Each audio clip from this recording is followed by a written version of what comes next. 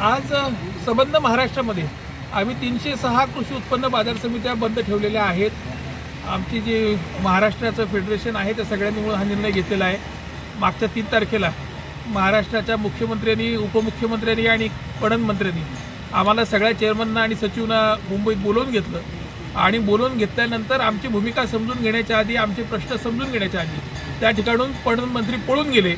मुख्यमंत्री आणि उपमुख्यमंत्री त्या ठिकाणी आलेच नाही आणि हा आमच्या महाराष्ट्रातल्या सगळ्या कृषी उत्पन्न बाजार समितीच्या सभापतींचा आणि पर्यायाने महाराष्ट्रातल्या तमाम शेतकऱ्यांचा हा अपमान झालेला आहे आणि म्हणून त्याचा निषेध व्यक्त करण्यासाठी आज महाराष्ट्रातल्या सर्व कृषी उत्पन्न बाजार समित्या या आम्ही बंद ठेवलेल्या आहेत आणि त्या बंदला पाठिंबा देण्यासाठी आम्ही सगळेजण या ठिकाणी धरण्याला बसलेलो आहोत। तिथे त्या ठिकाणी 50 टोके एकदम मुख्य असं घोषणा केलेली होती तरी ते निघून गेले।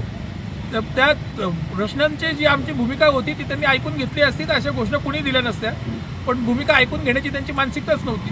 त्यांनी आम्हाला राजकीय उद्देशाने बोलवलं होतं। महाराष्ट्रातल्या सगळ्या कृषी उत्पन्न बाजार समित्या या महाविकास आघाडीच्या ताब्यातल्या आहेत आणि आम्हाला त्या ठिकाणी बोलवून आम्हाला थोडंसं ब्लॅकमेल केल्यासारखा प्रकार त्यांनी केला आणि म्हणून तशा पद्धतीच्या घोषणा या संतापामध्ये सगळ्या सभापतींना द्याव्या लागल्या। प्रायव्हेट मार्केटचे जे परवानगी दिले जात आहेत, हा जिथे जे चुनाव झालेला आहे चुनावामध्ये त्यांची सत्ता गेली तरी त्यांना प्रायव्हेट मार्केटला परवानगी देत आहे का? प्रायव्हेट मार्केट कमिट्यांना परवानगी देत आहेत, पण परवानगी देत असताना त्यांच्यावर कुठलाही अंकुश नाही आहे। आबोण्यामध्ये जे मार्केट कमिटी चालू होती तिथल्या अनेक लोकांचे पैसे बुडवून तो पळून गेला आणि तोच माणूस आज मालेगाव तालुक्यातून कृषी उत्पन्न बाजार समिती चालू करतो आहे। मग ही शेतकऱ्यांची मोठ्या प्रमाणात फसवणूक चाललेली आहे। आम्हाला बाजार फी 1 रुपया मिळते ती ते 50 पैसे घेतात आणि त्यामुळे व्यापारी तिकडे भुलत आहेत, पण 50 पैसे जर आम्ही बाजार फी करायला लागलो तर आमच्या कर्मचाऱ्यांचे पगार सुद्धा देणं आम्हाला शक्य होणार नाही। ही वस्तुस्थिती सगळ्या कृषी उत्पन्न बाजार समित्यांच्या समोर आहे आणि म्हणून समजा महाराष्ट्रामध्ये या खासगी बाजार समित्या आणून ज्या लोकांच्या हक्काच्या बाजार समित्या आहेत, ज्यांच्याकडे इन्फ्रास्ट्रक्चर आहे आणि त्यांच्या पैशाची आम्ही हमी घेतो। आम्ही व्यापाऱ्यांवर जी कारवाई करायची असेल ती नंतर करतो, पण आधी आमच्या पैशातनं शेतकऱ्याची नुकसान भरपाई करून देतो। इतका विश्वासाने शेतकरी आमच्याकडे येतात तर आमच्या शेतकऱ्यांचं आणि आमचं जे विश्वासाचं नातं आहे हे फक्त आम्ही महाविकास आघाडीचे घटक आहोत म्हणून आमच्या मार्केट कमिट्या संपवण्याचं जे काम चाललेलं आहे त्याच्या विरुद्ध आम्ही सगळे आहोत आणि म्हणून आमचा लढा आहे। जेव्हा त्यांची सत्ता होती तेव्हा ते ह्या प्रायव्हेट मार्केटला मंजुरी दिली नाही, आता सत्ता गेल्यानंतर परवानगी देतात।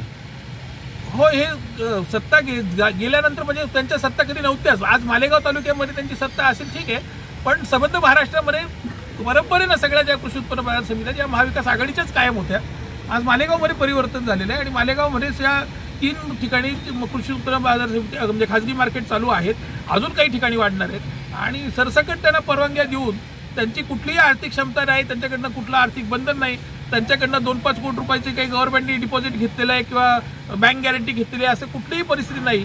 त्यांच्याकडे स्वतःची मालमत्ताही नाही, भाडे कराराच्या जागांवरती ते करत आहेत। म्हणजे उद्या जर त्यांनी शेतकऱ्याला फ्रॉडमध्ये फसवलं तर त्यांच्या जागा विकून सुद्धा सरकार पैसे वसूल करू शकत नाही।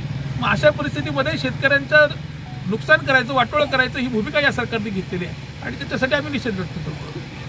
शेतकऱ्यांचं विरोधातलं आहे तसं व्यापाऱ्यांच्याही विरोधातलं आहे। या खाजगी बाजार समित्या ज्या आहेत या भाजपच्या जशा त्या फार्मर प्रोड्युसर कंपन्या काढून त्यांनी सगळे संघ संपवले, तशा ज्या खाजगी बाजार समित्या काढून सगळे मार्केट संपवायचं काम चाललेलं आहे आणि हे सगळे भाजपचेच बगलबच्चे आहेत। यात व्यापाऱ्यांचं सुद्धा मोठ्या प्रमाणात नुकसान होणार आहे आणि शेतकऱ्यांचं सुद्धा नुकसान होणार आहे। आज आम्ही ज्या पद्धतीचं इन्फ्रास्ट्रक्चर, ज्या पद्धतीच्या सगळ्या सुखसुविधा शेतकऱ्यांना आणि व्यापाऱ्यांना पुरवतो त्या कुठल्याही खाजगी बाजार समितीत नसतात आणि त्यामुळे अतिशय कमी जागेमध्ये कमी कर्मचाऱ्यांमध्ये ते चालवतात आणि त्यामुळे व्यापाऱ्यांनाही त्याचा मोठ्या प्रमाणात त्रास होतो। आज व्यापारी त्याचं उदरनिर्वाह त्याच्यावर चालतो आणि गेल्या 3-3, 4-4 पिढ्या ते बिचारे या प्रामाणिकपणानं लोकांचा विश्वास संपादन करून काम करतायत। आज ह्या मार्केट कमिट्यांमध्ये जी फसवणूक होणार आहे त्याच्यामध्ये या व्यापाऱ्यांची विश्वासार्हता सुद्धा उद्या संपेल आणि पर्यायाने त्यांना सुद्धा जो त्यांचा पारंपरिक व्यवसाय तो सोडण्याची वेळ येऊ शकते। त्यामुळे निश्चितपणानं हे शेतकऱ्यांचंही सरकार नाही, हे व्यापाऱ्यांचंही सरकार नाही, हे फक्त अदानीचं, अंबानीचं आणि त्यांच्या बगलबच्च्यांना पोचणारं सरकार आहे। येणाऱ्या निवडणुकीमध्ये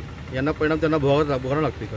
येणाऱ्या निवडणुकीत तर सगळ्यांना स्पष्ट आहे, कुठल्याही स्थानिक स्वराज्य संस्थांच्या निवडणुका घेण्याचं धाडस हे सरकार करू शकलेलं नाही। 3-3, 4-4 वर्षापासून सगळीकडे प्रशासक बसून ठेवलेले आहेत, त्या ठिकाणी लूट चाललेली आहे।